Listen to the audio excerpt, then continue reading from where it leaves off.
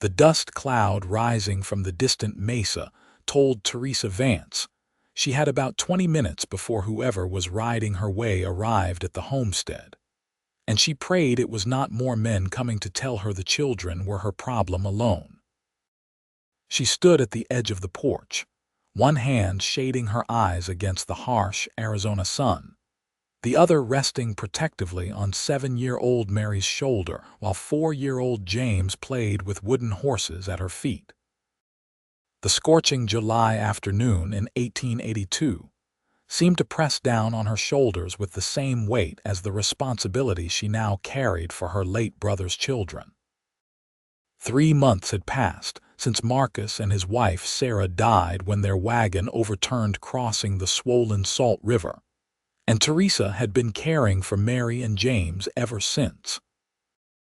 At 23, she had never imagined herself suddenly thrust into motherhood, but life in the Arizona territory rarely cared about anyone's plans. The small ranch her brother had built was struggling under her inexperienced hands, the cattle wandering farther each day, the fences needing repairs she did not know how to make, and the well threatening to run dry if she could not figure out how to fix the pump mechanism that kept sputtering and groaning. The rider grew closer, and Teresa could make out a tall figure on a roan horse, leading a pack mule behind him. Her heart hammered against her ribs as she unconsciously pulled Mary closer. Strange men appearing at isolated homesteads rarely meant anything good for a woman alone with children. "Mary, take James inside," Teresa said quietly, keeping her voice steady despite the fear creeping up her spine. "But Aunt Teresa, I want to see who it is," Mary protested, her dark curls bouncing as she craned her neck to get a better look. "Inside. Now. Stay by the window where I can see you, but do not come out until I call for you." The children obeyed, though James grabbed his favorite wooden horse, clutching it to his chest as Mary led him through the weathered door. Teresa remained on the porch, her hand moving to the rifle propped against the doorframe. She did not pick it up, but she made sure it was within reach.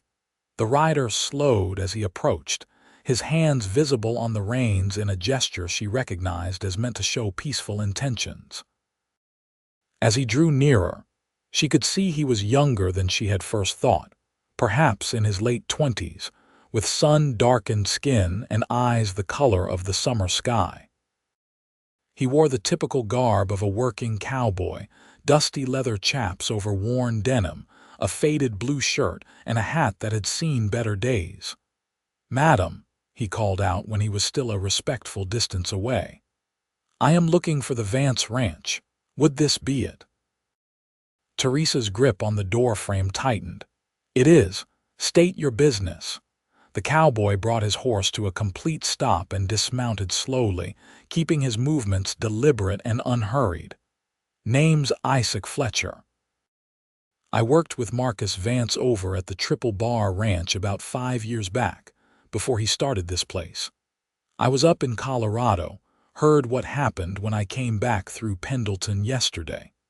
I wanted to pay my respects and see if there was anything I could do to help." The genuine sadness in his voice made Teresa's throat tighten. She had cried so many tears over the past 3 months that she thought she had none left, but grief had a way of sneaking up when she least expected it. "I appreciate the sentiment, Mr. Fletcher." Marcus spoke well of his time at the Triple Bar. Isaac removed his hat, revealing dark hair dampened with sweat. "I am truly sorry for your loss, madam. Marcus was a good man, one of the best I ever worked alongside. He talked about his sister often, said you were teaching at a school back east." "I was," Teresa said, her voice catching slightly. "In Boston. I came out here after receiving the telegram." A small face appeared in the window behind her, and Isaac's expression softened when he saw Mary peering out at him. "Those would be the children, I expect. Mary and James." "They are 7 and 4. Teresa found herself relaxing slightly, though she could not say exactly why. Perhaps it was the genuine sorrow in Isaac's eyes, or the respectful distance he maintained, or simply the desperate loneliness that came from carrying this burden alone for too long. "You said you wanted to help. If you would allow it, madam. I can see from here that the south fence is down. Your well pump sounds like it is about to give out entirely, and those cattle I passed about a mile back were bearing your brother's brand but heading straight for open range." Teresa felt heat rising to her cheeks, embarrassment mixing with frustration. "I am doing the best I can, Mr. Fletcher. Teaching literature to young ladies in Boston did not exactly prepare me for ranching in the Arizona Territory." "No, madam, I expect it did not." Isaac's tone held no judgment, only simple understanding. "I was not criticizing. I was offering to help if you would have me. I have been working ranches since I was 14 years old. I know cattle, I know repairs, and I know this land. Marcus was a friend when I needed one. I would like to return the favor by helping his family." Teresa studied him carefully, weighing her options. She desperately needed help. That much was undeniable. The ranch was failing despite her best efforts, and she had no idea how she would manage when winter came.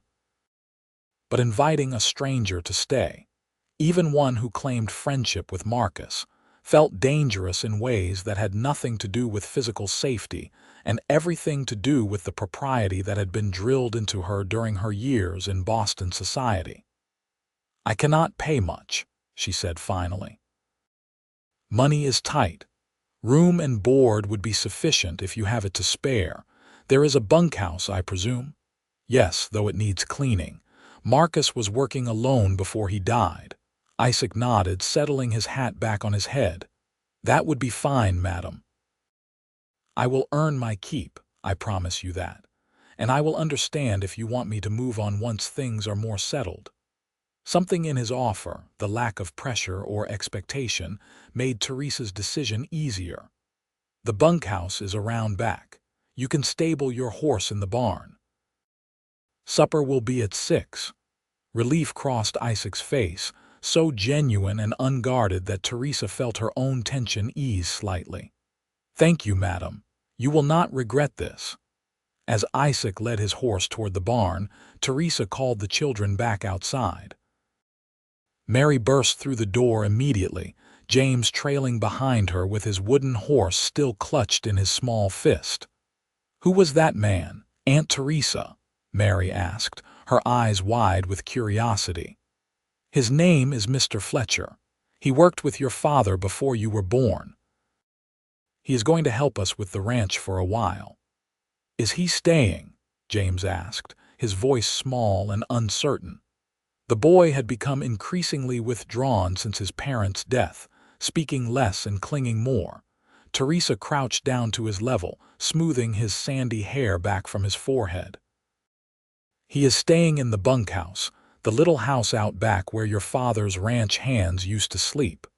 But he will eat meals with us, and he will be around during the day working."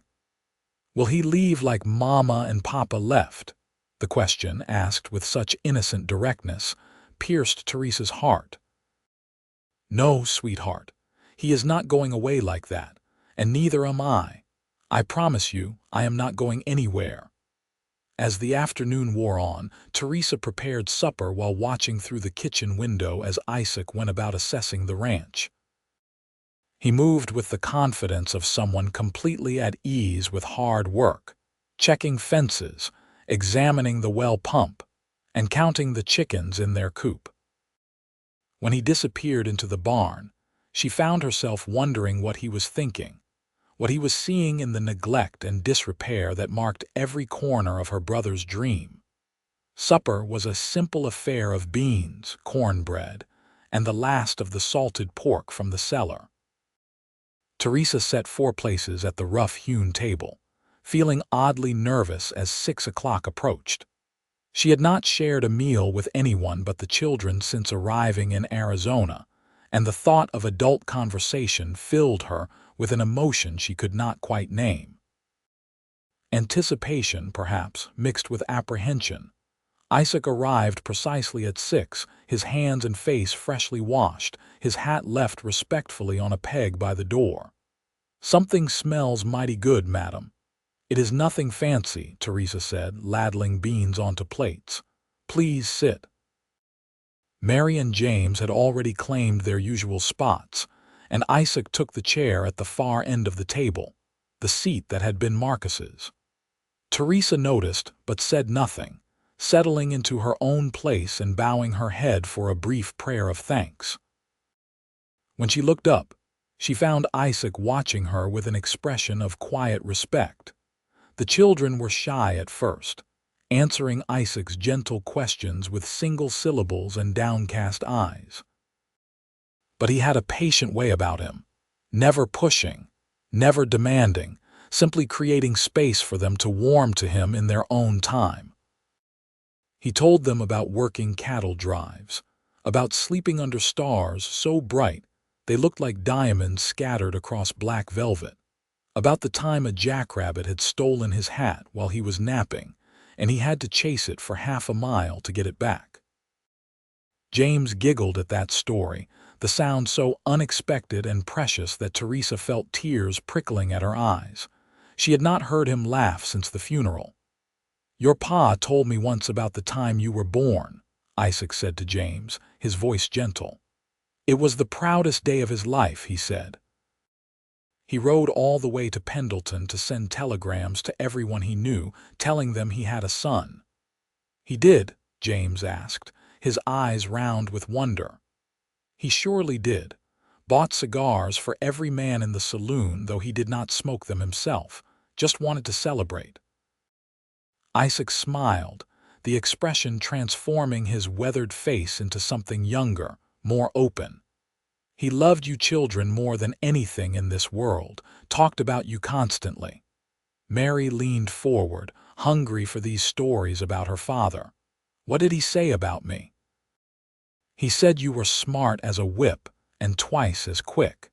Said you could already read when you were 5 years old, and that you were going to be somebody important someday."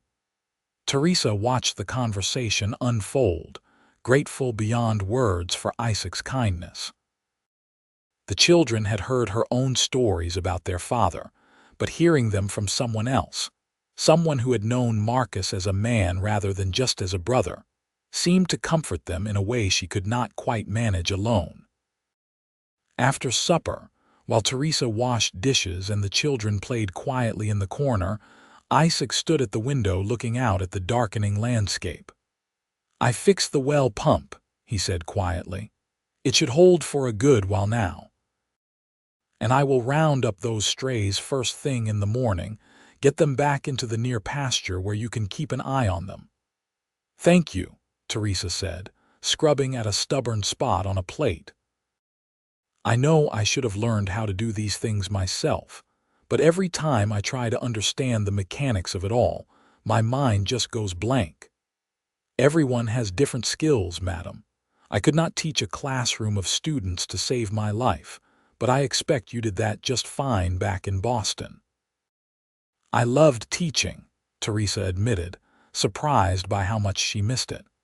"I loved watching young minds open up to literature, to poetry, to all the beauty that words can create." Isaac turned from the window, genuine interest in his expression. "What did you teach them?" "Shakespeare, mostly. Some Wordsworth, some Keats. The classics that I hoped would inspire them to see beyond the limited world society wanted to keep them in." "Sounds important." It was, but this is important too. She gestured around the simple kitchen, toward the children playing in the corner. "They need me more than those Boston girls ever did. You gave up a lot to come here." Teresa paused in her washing, considering his words. "I gave up a comfortable life, yes, but Mary and James are family.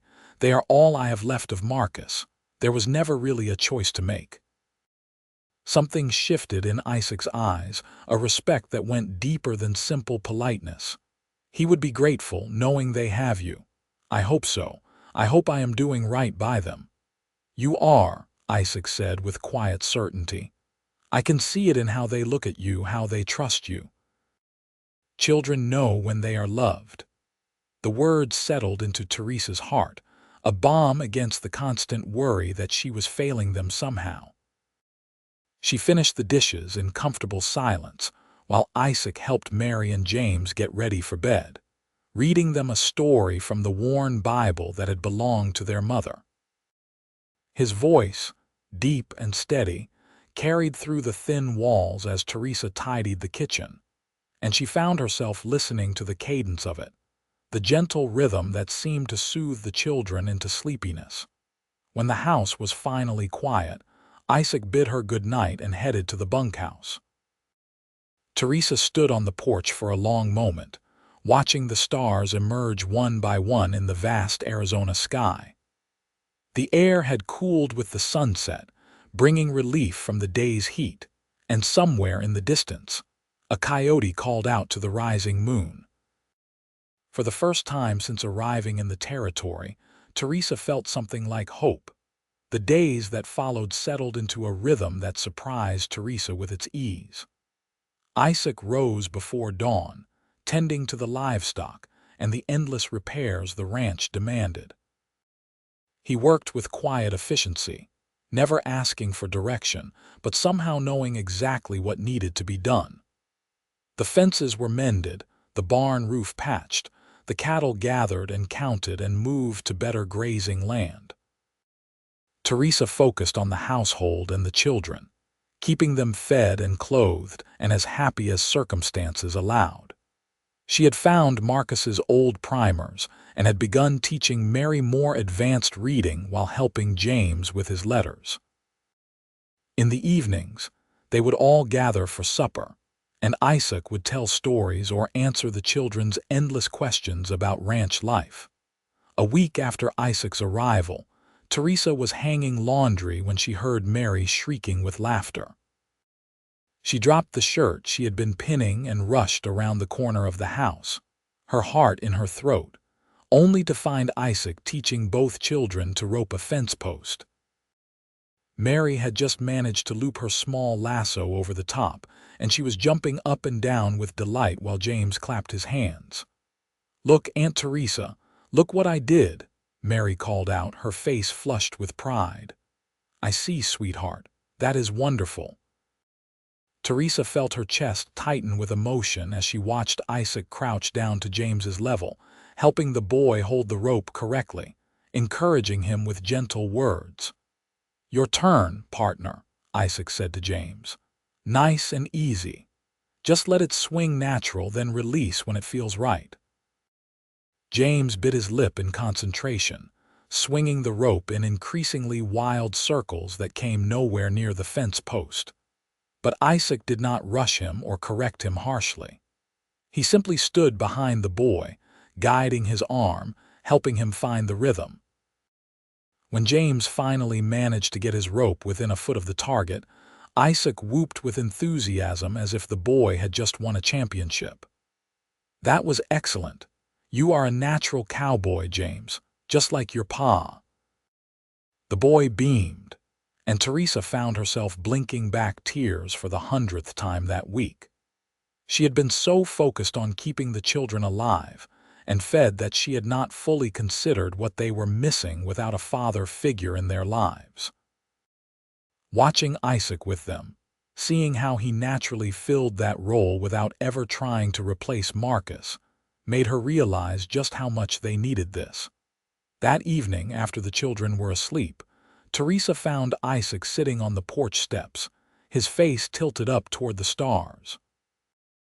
She hesitated, then settled down beside him, leaving a respectable distance between them. "Thank you," she said quietly, "for what you did today with the children. They are good kids, smart and sweet. You are raising them well.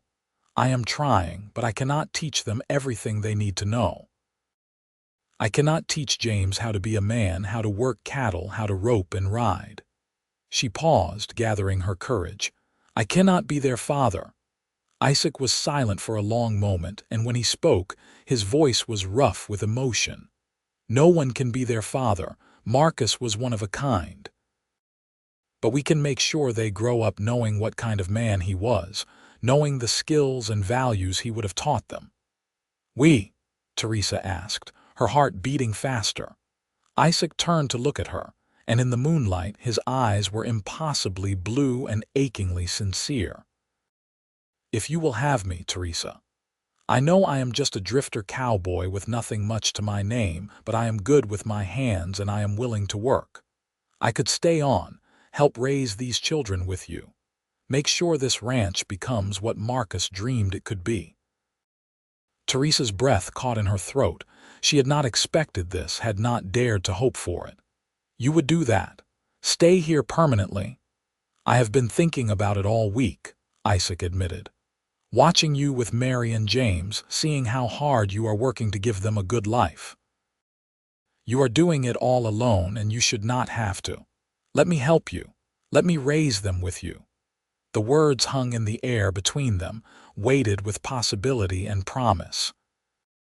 Teresa thought about the long, lonely months since Marcus's death, about the crushing responsibility of caring for the children by herself, about the fear that kept her awake at night wondering if she was strong enough, capable enough, wise enough to be what they needed. I would like that, she said finally, her voice barely above a whisper. I would like that very much. Isaac's smile was like sunrise breaking over the desert. Then it is settled. I will stay. They sat together in companionable silence, watching the stars wheel slowly overhead. Teresa found herself intensely aware of Isaac beside her, of the warmth radiating from his body, of the steady sound of his breathing. Something was shifting between them, something that went beyond simple partnership or mutual purpose. She was not ready to name it yet, but she could feel it there, growing in the quiet spaces between words. The next morning, Isaac rode into Pendleton to file papers officially hiring himself as foreman of the Vance ranch. He came back with supplies Teresa had not asked for but desperately needed. Fabric for new clothes for the children, flour and sugar and coffee. A few peppermint sticks that made Mary and James dance with delight. You did not need to spend your money on us, Teresa protested, even as she gratefully accepted the provisions. It is not spending if it is for family, Isaac said simply, and the word family made Teresa's heart skip in a way she was not quite prepared for. As summer deepened into August, the ranch began to transform under Isaac's capable hands. The cattle were thriving on the good grazing land he had found in the hills. The vegetable garden he had planted was producing more than they could eat, and he had even started building an addition onto the house, a proper bedroom so the children would not have to sleep in the main room anymore. Teresa found herself watching him work, admiring the play of muscles beneath his shirt, the confidence in every movement. She scolded herself for such thoughts, reminding herself that he was here for the children, for the ranch, not for her. But it was becoming harder to ignore the way her pulse quickened when he smiled at her, the way she looked forward to their evening conversations after the children were asleep. One particularly hot afternoon, Isaac came in from the range earlier than usual, his shirt soaked with sweat and his face tight with pain. Teresa immediately noticed the way he favored his left arm. What happened? She demanded, setting down the bread dough she had been kneading. Just a disagreement with a stubborn cow, Isaac said, attempting a smile that came out more like a grimace. She won. Let me see. Teresa wiped her hands on her apron and reached for his arm before she could think better of it. Isaac hesitated, then carefully rolled up his sleeve to reveal an angry gash running from elbow to wrist. Blood had soaked through the makeshift bandage he had tied around it. Isaac, this needs proper tending. Teresa's hands were already moving, untying the bandage, her mind cataloging what she would need from her small supply of medical provisions. It is not that bad, Isaac protested, but he let her guide him to a chair. Do not be foolish. Infection out here can kill you just as surely as any bullet. Teresa gathered clean cloths, hot water, and the bottle of whiskey she kept for emergencies. "This is going to hurt. I have had worse." Teresa began cleaning the wound, trying to be gentle but thorough. Isaac hissed through his teeth but did not pull away. She found herself acutely aware of the intimacy of the moment, of her hands on his bare skin, of his nearness. When she looked up to check his face for signs of excessive pain, she found him watching her with an intensity that made her breath catch.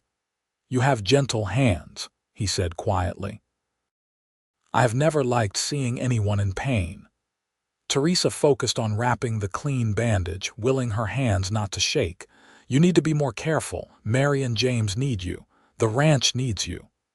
"What about you, Teresa?" Isaac's voice was low, almost hesitant. "Do you need me?" Teresa's hand stilled on the bandage. She could feel the weight of the question, the vulnerability behind it. When she finally met his eyes, she saw hope and fear mingled there, a mirror of her own tangled emotions. "Yes," she whispered. "I need you." Isaac's good hand came up to cup her cheek, his thumb brushing away a tear she had not realized had fallen. "I know this is complicated. I know I am just a cowboy with nothing much to offer. But Teresa, these past weeks with you and the children, they have been the happiest of my life. I wake up every morning grateful to be here, to be part of this family you are building. Isaac." His name was a prayer on her lips. "I am falling in love with you," he said, the words simple and devastating in their honesty. "I did not plan it, did not expect it, but there it is. I love the way you care for those children like they are your own. I love your strength and your kindness. I love the sound of your laugh when Mary says something precocious at supper.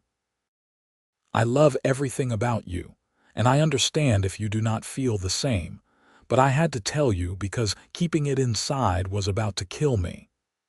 Teresa's heart was pounding so hard she thought it might burst from her chest. She thought about propriety, about what people would say, about all the rules she had learned in Boston about appropriate behavior for unmarried women. And then she thought about how none of that mattered, not really, not when weighed against the truth of her own heart. "I am falling in love with you too," she said, and watched joy transform Isaac's face. "I think I have been since that first day when you asked to help with the children. You have given us so much, Isaac. You have given us hope and help and happiness. You have made this house feel like a home." Isaac leaned forward slowly, giving her every opportunity to pull away, but Teresa found herself meeting him halfway. Their lips touched softly, tentatively, a question and an answer all at once. The kiss was gentle and sweet and perfect, tasting of coffee and possibility and the promise of something beautiful growing between them. When they finally pulled apart, Teresa rested her forehead against his, both of them breathing hard. "The children," she murmured. "Are napping," Isaac said with a smile she could hear in his voice. "But you are right. We should talk about this properly." They separated reluctantly, and Teresa finished tying off his bandage with hands that trembled slightly. Isaac caught one of her hands in his, bringing it to his lips in a gesture so courtly it made her think of the romantic poems she used to teach. "I want to court you properly," Isaac said. "I want to do this right. I know your brother is gone and cannot give his blessing, but I think he would approve. He talked about you often enough, worried that you would end up alone because you were too smart for most men and too independent for the rest." Teresa laughed, a watery sound full of emotion. "That sounds like something Marcus would say. So let me court you. Let me show you and the children and the whole territory that my intentions are honorable.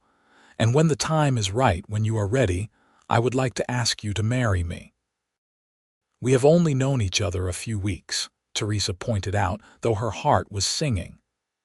"I have known you long enough to know I want to spend the rest of my life with you, but I can wait for you to be sure.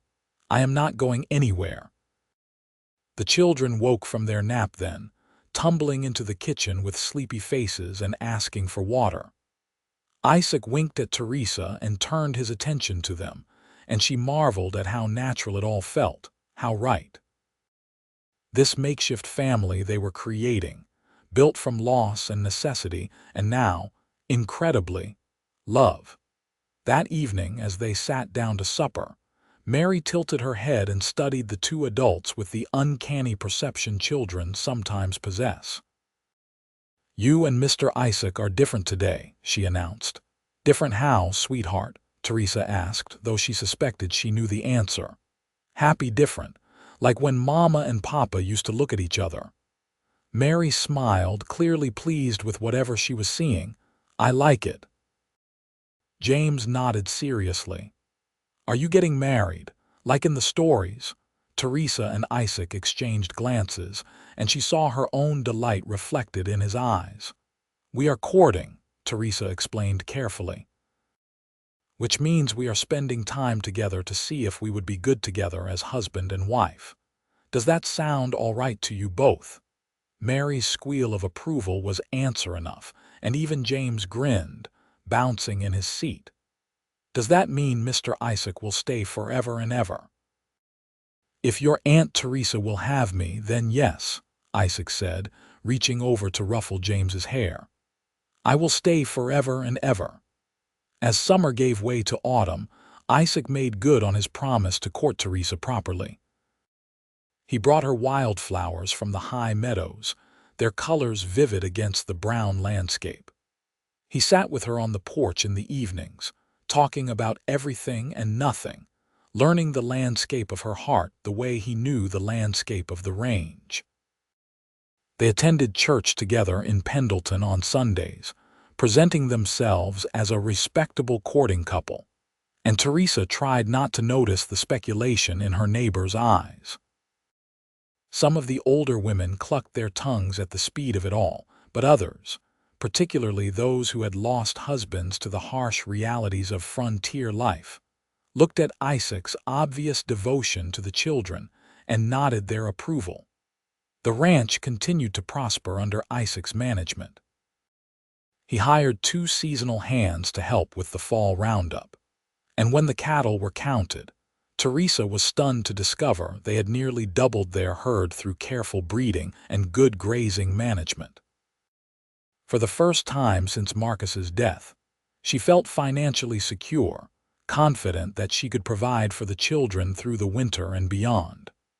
Isaac insisted on splitting the profits with her equally, though she protested that he should take more for all his hard work. "This is your ranch, Teresa, your brother's dream for his children. I am just helping tend it." "You are more than help, Isaac. You are a partner in this." She reached for his hand, no longer shy about touching him. "In everything." As October painted the aspens gold and sent cool winds down from the mountains, Isaac proposed properly, getting down on one knee in the parlor while the children watched with barely contained excitement. He had bought a simple gold ring in town, spending most of his savings on it, and when he slipped it onto her finger, Teresa thought her heart might burst from happiness. "Yes," she said through tears. "Yes, I will marry you." Mary and James rushed forward, wrapping their arms around both adults in a tangle of hugs and laughter. In that moment, Teresa felt her brother's presence so strongly it almost took her breath away. She liked to think Marcus was watching, pleased that his children would be raised by 2 people who loved them fiercely and loved each other just as much. They were married in the small church in Pendleton on a crisp November morning, with Mary as flower girl and James as ring bearer. Teresa wore a simple cream-colored dress she had sewn herself, with lace at the collar that had belonged to her mother. Isaac wore a new suit that made him look uncomfortable but devastatingly handsome, and when he said his vows, his voice rang clear and certain through the church. "I promise to love and cherish you all the days of my life. I promise to be a good father to Mary and James, to honor their parents' memory and raise them with the values Marcus and Sarah would have wanted. I promise to build a life with you that is full of love and laughter and hard work and hope. This I swear before God and these witnesses."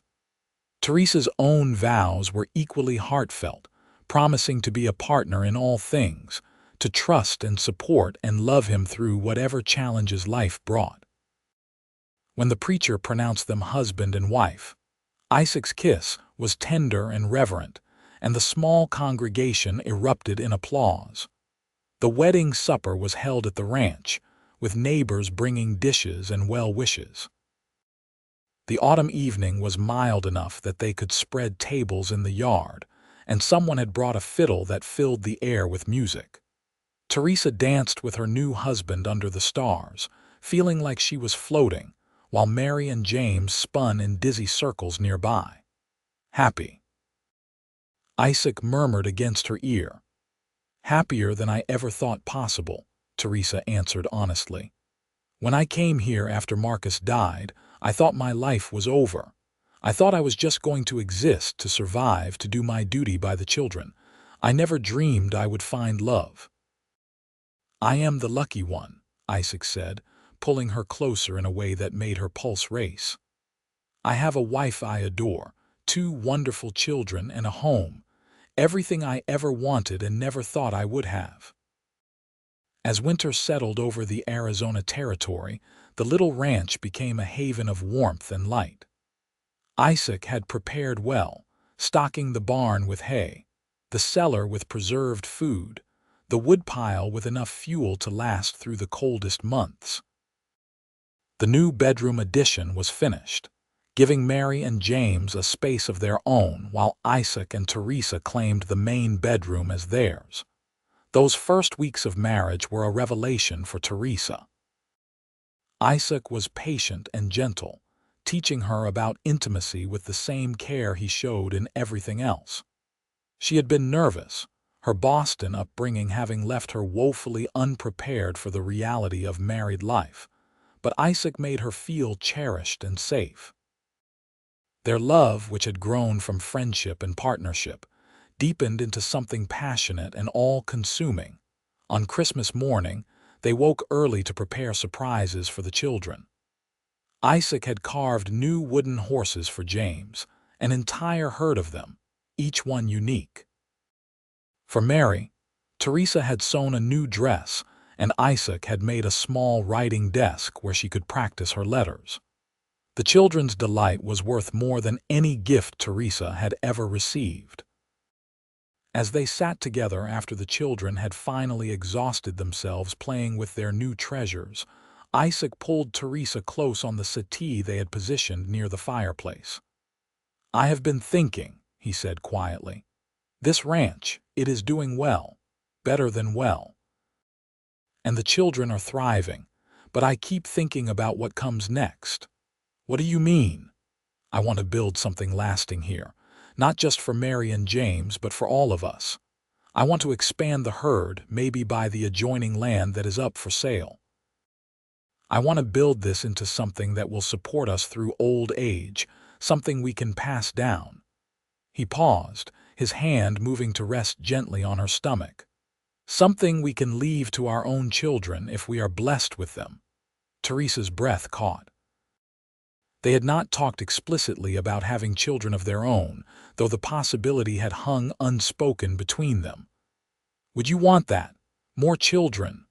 "I would love it," Isaac said, turning to face her fully. "I love Mary and James like they are my own blood, and I will raise them as such. But yes, Teresa, I would be honored to have children with you, to see what a child of ours would look like, to raise them alongside Marcus and Sarah's little ones, to build a real family." Tears slipped down Teresa's cheeks, but they were happy ones. "I want that too, I want all of it. The ranch, the family, the life we are building together." Isaac kissed her then, slow and deep, and Teresa felt the promise of the future unfurling before them like the vast Arizona sky. Winter gave way to spring, and with it came new life to the ranch. Calves were born, the vegetable garden burst into productivity, and Teresa discovered she was expecting a child. The news filled the household with joy, and Mary immediately began planning how she would help with the baby while James asked endless questions about what babies could and could not do. Isaac was beside himself with happiness and worry in equal measure. He fussed over Teresa constantly, trying to prevent her from doing any heavy work, until she finally had to sit him down and explain that women had been having babies since the beginning of time, and she was perfectly capable of continuing her normal activities. "I just want to keep you safe," he said, his hand resting protectively over where their child grew. "You and the baby both. We are safe," Teresa assured him. "You have made us safe. This ranch, this home, this family we have built, it is everything I never knew I needed." The summer of 1883 was hot and long, and Teresa's pregnancy progressed steadily.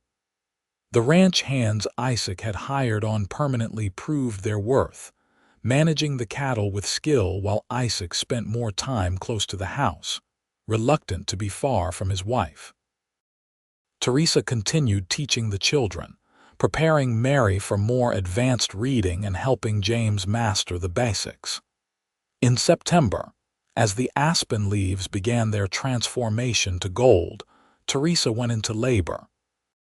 The doctor from Pendleton arrived in time, and after a long night, she delivered a healthy baby boy just as the sun rose over the eastern mountains. Isaac wept when he held his son for the first time, this tiny miracle that was part him and part the woman he loved beyond measure. They named him Marcus Isaac Fletcher, honoring both Teresa's brother and his father. Mary and James were enthralled with their new baby brother, taking turns holding him carefully under Teresa's watchful eye and arguing gently over who got to help more. "We are a family," Mary announced proudly one evening as they all sat together in the parlor. "A real family."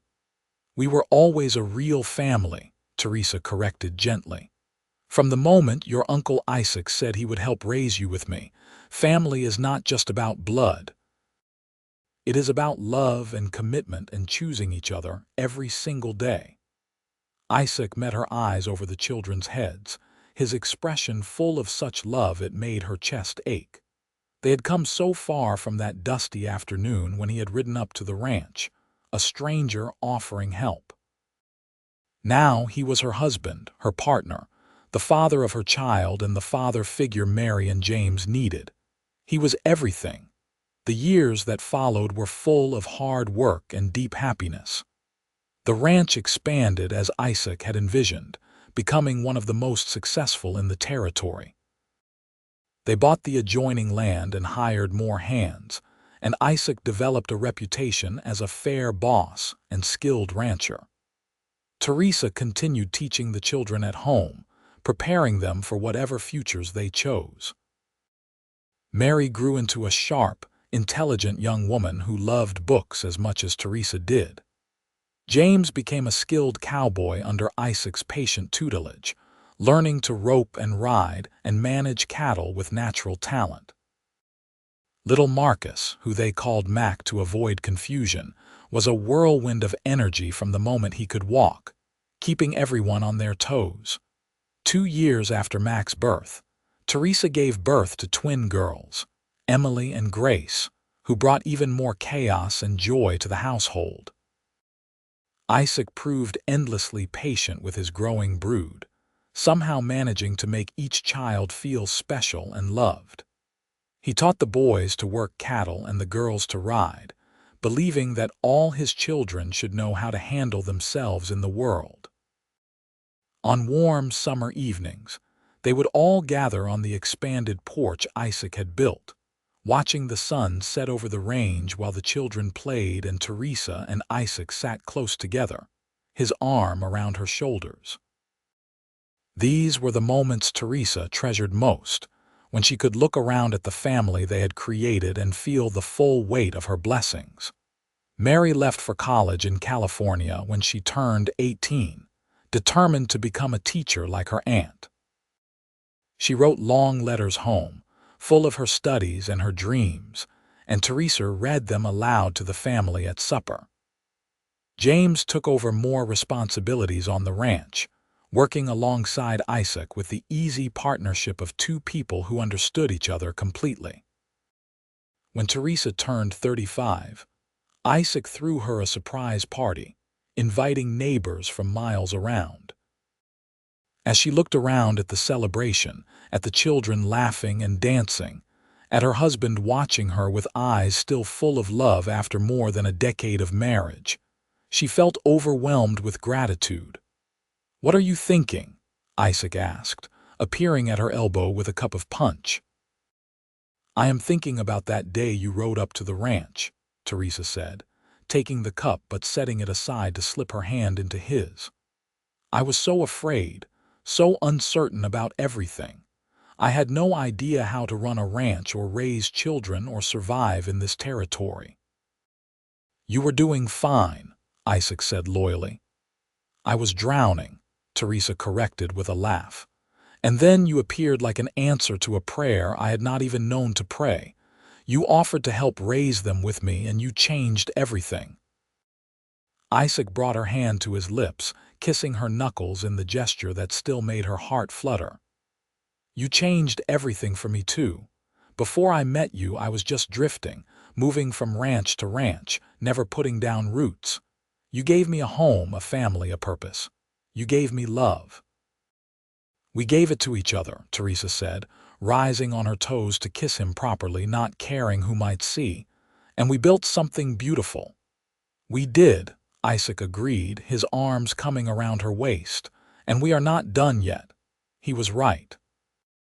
In the years that followed, the ranch continued to thrive, and their family continued to grow. Mac grew into a serious young man who shared his father's love of the land and his mother's love of learning. The twins were inseparable, bright and creative, and constantly getting into mischief that reminded Teresa of the stories Isaac told about his own childhood. James married a sweet girl from Pendleton when he was 22, bringing her to live on the ranch in a small house. Isaac helped him build on the western edge of the property. Mary came home after finishing her degree and opened a school in town, teaching the children of Pendleton with the same passion Teresa had once brought to her Boston classroom.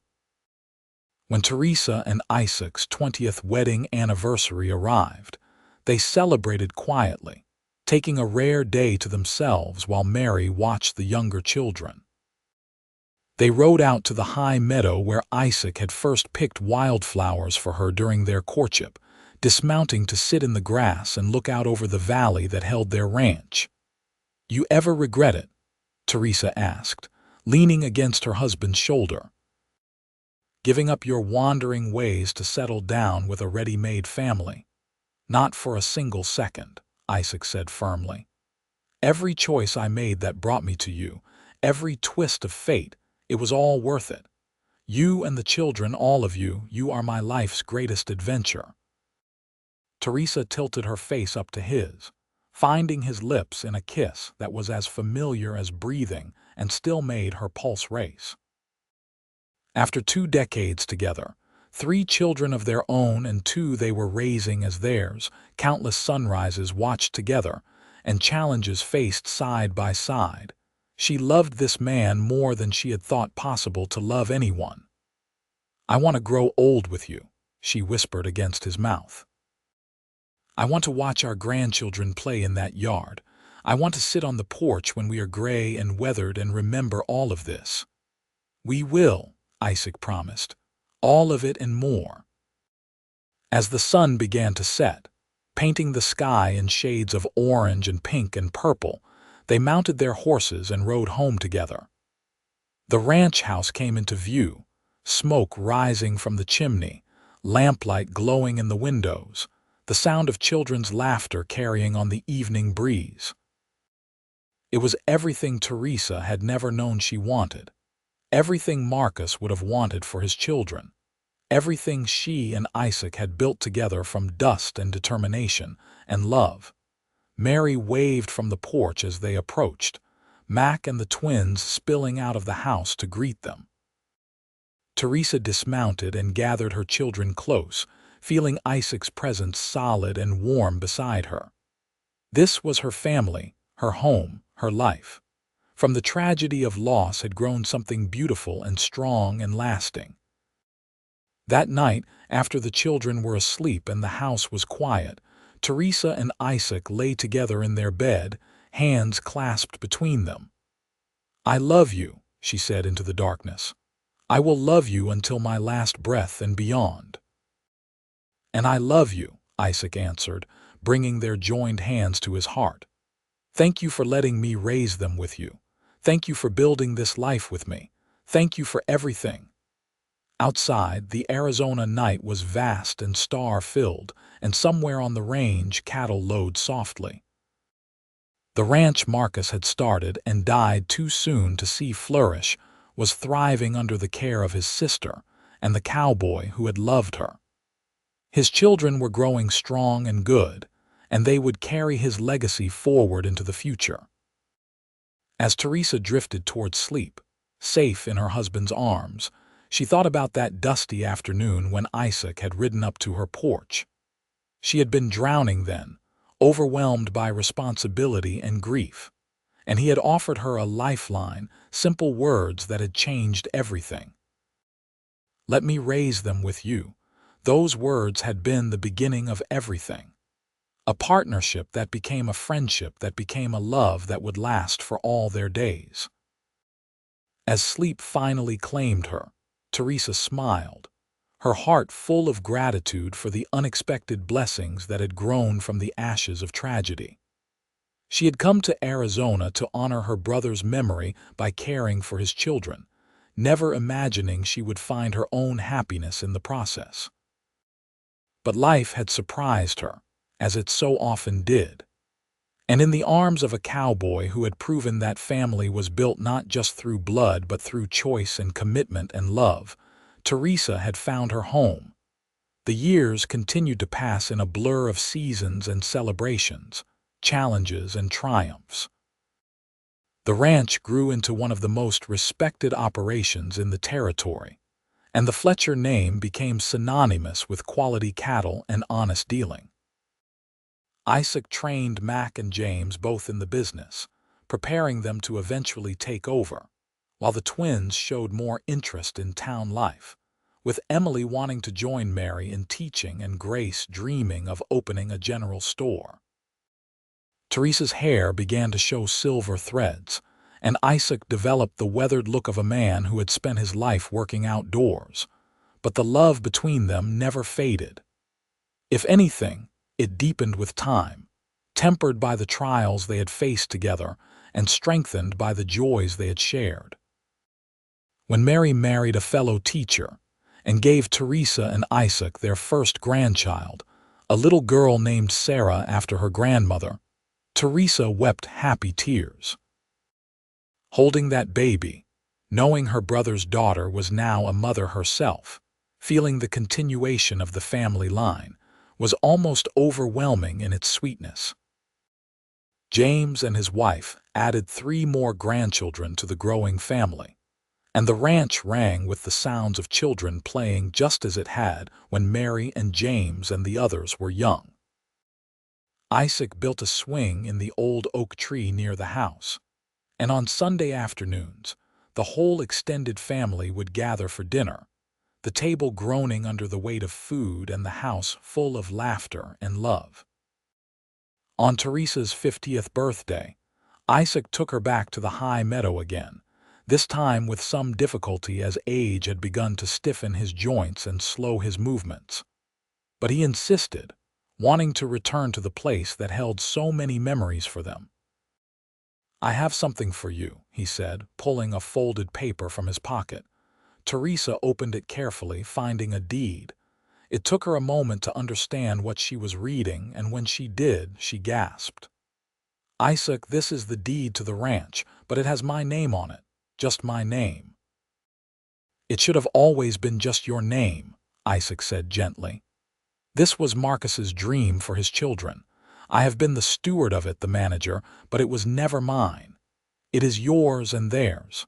I want it legally clear that this ranch belongs to the Vance family." "You are part of the Vance family," Teresa protested, tears streaming down her face. "You are more a part of it than anyone." "I am a Fletcher," Isaac said with a smile. "And I am proud of that name, proud of the children who carry it. But this ranch, this land, it carries your brother's dream. I want Mary and James to inherit it knowing it was always their father's gift to them, protected and grown by their aunt who loved them enough to give up everything to raise them." Teresa threw her arms around her husband, holding him tight. "You gave up just as much. You could have kept wandering, kept your freedom." "I gave up nothing," Isaac said firmly, holding her close. "I gained everything, and I would do it all again in a heartbeat." They stood together in the meadow as the sun set once more. Two people who had found each other in the midst of tragedy and built a life that honored the dead while celebrating the living. The ranch would go on after them, passed down through generations, and somewhere in the future, their great-great-grandchildren might stand on this same spot and wonder about the people who had started it all. Teresa thought about that sometimes, about legacy and memory. She hoped those future generations would know the story of Marcus and Sarah, who had died too young but whose children had thrived. She hoped they would know about the cowboy who had ridden up to a desperate woman and offered to help raise orphan children, and how that offer had blossomed into a love story that spanned decades. Most of all, she hoped they would know that family was not about perfection or easy answers. It was about showing up, about making commitments and keeping them, about loving fiercely even when it was hard, about building something together that was stronger than anything you could build alone. As they rode home together one last time from the meadow, the ranch spreading out below them in the valley, Teresa looked at the life they had created and felt nothing but pride and gratitude. They had done it. They had raised Marcus's children well, had built a thriving ranch, had created a family that would endure. And they had loved each other through all of it, from that first tentative kiss to this moment decades later, still riding side by side, still partners in every sense of the word. Years later, when Teresa was 68 and Isaac 73, they sat together on the porch they had expanded so many times it barely resembled the original structure. Their children and grandchildren and great-grandchildren ran around the yard. Several generations of the family gathered for a summer celebration. Mary, now a dignified woman in her 40s with silver threading through her dark hair, sat on the porch steps with her own grandchildren. James stood near the barn with Mac, the two of them discussing cattle with the easy knowledge of men who had spent their lives working the land. The twins, both married now with families of their own, were organizing games for the youngest children. "We did good, didn't we?"